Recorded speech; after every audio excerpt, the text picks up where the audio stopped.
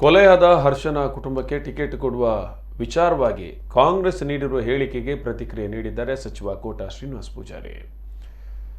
Ticket ಕೊಟ್ಟರೆ ಅಭ್ಯರ್ಥಿ ನಿಲ್ಲಿಸುವುದಿಲ್ಲ ಎಂಬ ಕೈ ನಾಯಕರ ಹೇಳಿಕೆಗೆ ಸಚಿವ ಕೋಟ ಗರಂ ಆಗಿದ್ದಾರೆ.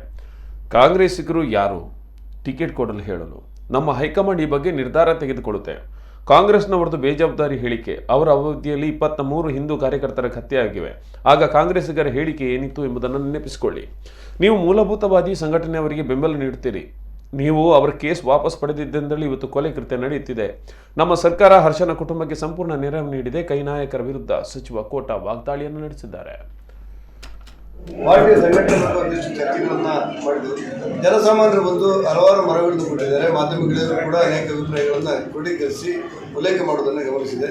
ಈ ಭೇಟಿಯಿಂದಾಗಿ ನಮ್ಮ ಪಾರ್ಟಿಯ ಸಂಘಟನೆಗೆ ಮತ್ತೊಬ್ಬ ಮಂತ್ರಿಯಾಗಿ ನನಗೆ ಒಂದಿಷ್ಟು ಸಲಹೆ ಸೂಚನೆಗಳು ಸಿಗ್ತದೆ ಅಂತ ಅನಿಸುತ್ತೆ. ನನಗೆ ತುಂಬ ವಿಚಾರಗಳು ನಮ್ಮ ಮುಂದೆ ಇವೆ. ಮೇಕೆದಾಟು ಯೋಜನೆ ಬಗ್ಗೆ ವಿರೋಧ ಪಕ್ಷದವರು ಕಾಲ್ನಡಿಗೆ ಜಾಥಾ ಮಾಡ್ತೇವೆ. ಯಾರಿಗೆ ಟಿಕೆಟ್ ಕೊಡಬೇಕು, ಏನು ಬಿಡಬೇಕು ಅಂತ ಭಾರತೀಯ ಜನತಾ ಪಕ್ಷ ಹೇಳುತ್ತೆ. ಈ ಕಾಂಗ್ರೆಸ್ನವರಿಗೆ ಟಿಕೆಟ್ ಕೊಟ್ಟವರಿಗೆಲ್ಲ ಕೊಡಿ ಅಂತ ಹೇಳ್ತಾ ಇರುವಂಥ ಪರಿಸ್ಥಿತಿ ನಿರ್ಮಾಣ ಆಗಿರುವುದು ರಾಜಕೀಯ ಪಕ್ಷವೊಂದರ ಜವಾಬ್ದಾರಿ ಹೇಳಿಕೆ ಅಲ್ಲ.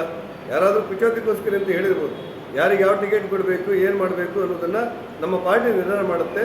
ಹರ್ಷನ ಕುಟುಂಬಕ್ಕೆ ಇತಿಹಾಸದಲ್ಲಿ ಪ್ರಥಮ ಬಾರಿಗೆ ಹರ್ಷನ ಕುಟುಂಬದ ಪೂರ್ತಿ ಸಮಸ್ಯೆಗಳನ್ನು ಪರಿಹಾರ ಮಾಡುವ ನಿಟ್ಟಿನಲ್ಲಿ ಭಾರತೀಯ ಜನತಾ ಪಕ್ಷ ಸರ್ಕಾರ ಮುಂದಾಗಿದೆ. ಅವ್ರ ಮನೆ ಹೋಗಿದ್ದೇವೆ, ನಮ್ಮ ಮಿತಿಯೊಳಗೆ ಅವರಿಗೆ ಸಹಕಾರಗಳನ್ನು ಕೊಟ್ಟಿದ್ದೇವೆ. ನಾನು ಕಾಂಗ್ರೆಸ್ನವರಿಗೆ ಒಂದೇ ಮಾತು ಕೇಳೋದು, ನಿಮ್ಮ ಅಧಿಕಾರದ ಅವಧಿಯಲ್ಲಿ 23 ಜನ ಬಿಜೆಪಿ ಕಾರ್ಯಕರ್ತರಿಗೆ ಅನಾಹುತಗಳಾಯ್ತಲ್ಲ, ಕೊಲೆ ಆಯ್ತಲ್ಲ, ಸಾವಾಯ್ತಲ್ಲ. ರುದ್ರೇಶ್ ಇರ್ಬೋದು, ಮೈಸೂರಿನ ರಾಜು ಇರ್ಬೋದು, ಪ್ರಶಾಂತ್ ಪೂಜಾರಿ ಇರ್ಬೋದು. ಇವೆಲ್ಲ ಸಾವನ್ನಗಳ ಬಗ್ಗೆ ನಿಮ್ಮ ಪ್ರತಿಕ್ರಿಯೆ ಏನಿತ್ತು? ಭಾರತೀಯ ಜನತಾ ಪಕ್ಷ ಹರ್ಷನಿಗಾದಂಥ ನೋವಿಗೆ ಸ್ಪಂದನೆ ಮಾಡುವಂಥ ಕೆಲಸಗಳು ಮಾಡಿದೆ.